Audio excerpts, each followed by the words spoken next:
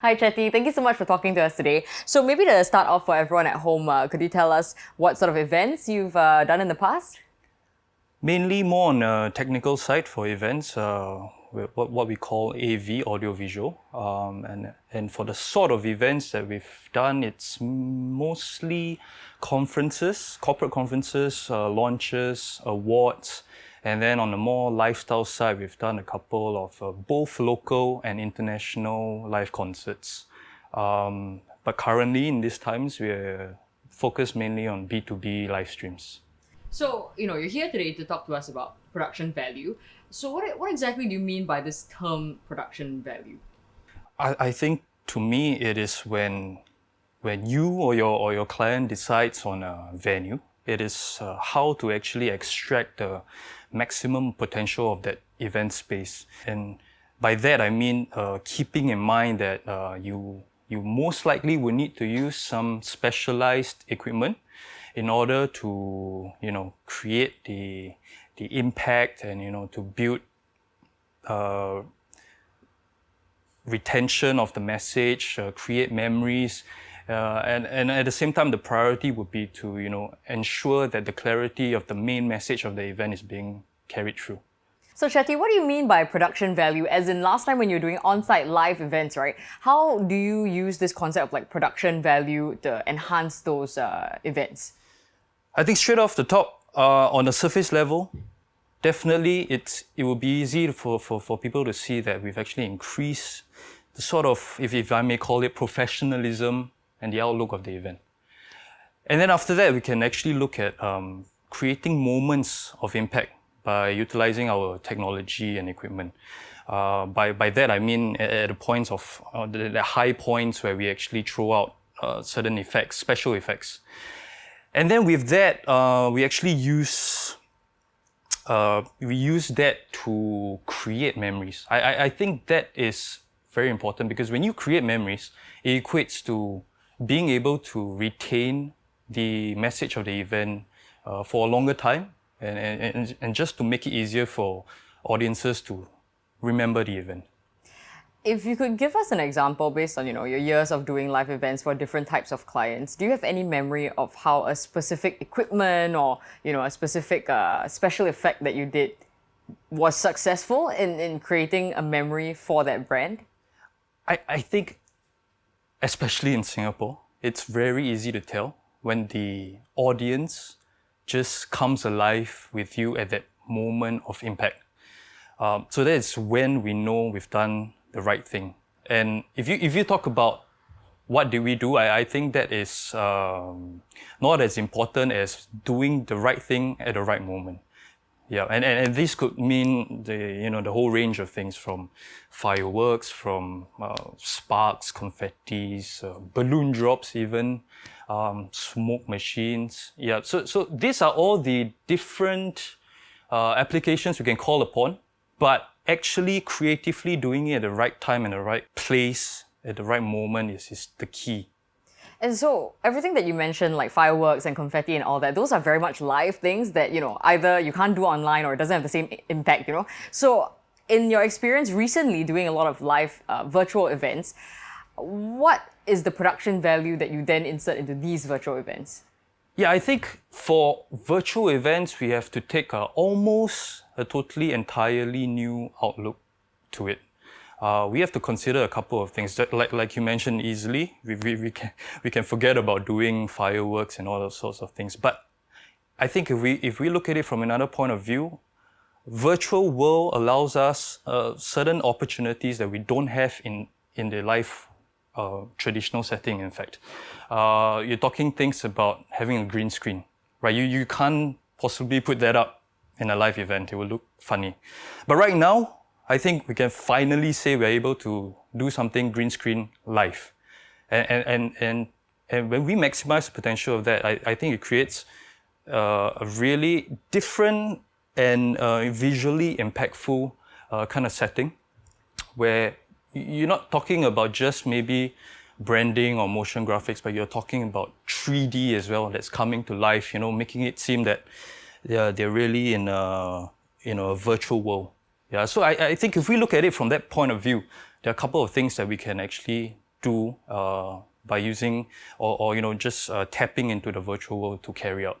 Now, for us, when we go from our traditional live events to something virtual, I think we need to not only utilize our existing equipment, but we actually need to look out for alternative methods to do certain things that becomes more of a priority when it comes to virtual world. We're talking about things like, because it's online, we're talking about things like stability. We need actually a lot more redundancies than in a live setting, because in the online world, a lot of things can actually go wrong, and it's very easily cut off by an outage in the internet and that sort of things, right? So we're looking at alternative methods to make it safe. And that's a priority. And then after that, we then look at what sort of, for example, virtual effects can we throw in, what sort of connections can we make? Because the whole point of this is for remote speakers to actually join in the event. When we talk about the transferring what we've done live into virtual, we also need to look at things that used to be simple to us. For example, simultaneous interpretation, that sort of things, Q&As, interactivity with the audience. That has to be looked at with an entirely different approach in order for us to carry it out. And it's very interesting that you mentioned that, because, with events moving online, and then you have speakers who are sometimes recording themselves, not even from the same country, and they're usually in their own house and stuff like that, right? So previously, when I was doing live events, you would always have people like you, like guys in the AV team, the crew to be there to sort all these equipment issues out. And now there's a lot of the responsibility has been placed on the speakers themselves to somehow have, proper lighting at home. You choose your background at home. You have to be the one to set things up. So as an event organizer yourself, you run these things from behind the scenes. What can you do for the guests who don't have this experience? What can they do from home? You can start off with a simple, I think, information pack. For example, just to go through a couple of things for them to keep it simple so that anyone can carry it out, not be too technical, but also just a little bit of a push in case they might forget about these little things. And I think on our side or on the event company side, just a couple of gentle reminders to their speakers, their remote speakers, would actually make them aware, if they're already not aware, to look out for things such as having lighting, great lighting, and keeping it in front of you rather than behind you, because behind you is going to create a silhouette. Also look out for backgrounds that are clean and simple, because these are really simple things that can dictate how the audience views the presenter. These are also things that can help decide where should they actually carry out their presentation. Now, on top of that, I think they should invest a little bit, because of how technology is nowadays. It's pretty low cost to invest in things like a USB lapel mic, for example. That does wonders, I think, as compared to speaking into the laptop's microphone. So making use of a small item like a lapel mic it will do really wonders, and I think essentially cover the main priority of any presentation, which is to send the message across clearly. Yeah. And so, earlier on you were talking about the background, the lighting, the audio with the microphones that they can get. I believe that when you're talking about people recording their stuff from home, most of them are doing this over their laptops with the built-in webcams. Yeah. Are those okay to use? Should they get, their own cameras? What is the best advice that you can give them? Generally, laptops these days are good enough. But there are also, like I mentioned, because of how technology is nowadays, also a lot of cost-effective external web cameras that they can call upon and they can purchase at a low cost. Also, once again, will do a lot of magic in improving the clarity of their video feed. You're talking about things like a simple button can actually enhance the person's image. Yeah, there are a couple of image enhancement software is already built into the platform. So explore the platform that is chosen just to see whether these functions are there. Noise cancellation as well. All done by a click of a button. Yeah, so this will also improve. And then also you are looking at if you have some issues doing it live from home, you can actually think about doing it pre-recorded. I think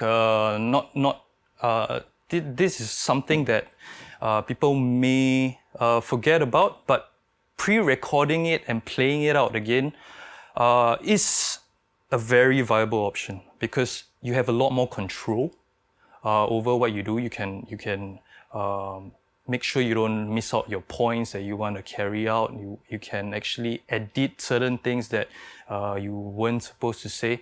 I think overall, importantly, it lets the speaker have a little bit more of that comfort level in order to really carry out their presentation properly. Yeah.